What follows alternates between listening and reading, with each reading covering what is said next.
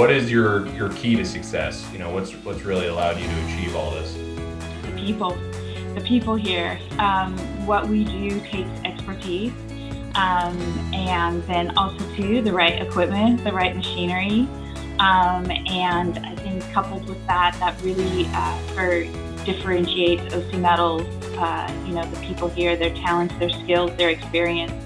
We offer a superior service. I would think due to the WATERJET and the WATERJET that we have, we're able to do that. Without that, I don't think we would be where we are today. The continuous improvement and authenticity of the company. My own drive, and then also just listening to what customers want. What makes us so successful is we try to pay attention to every detail that we can, and we try to make sure that everything that we build is what we build to the quality that we would have for ourselves.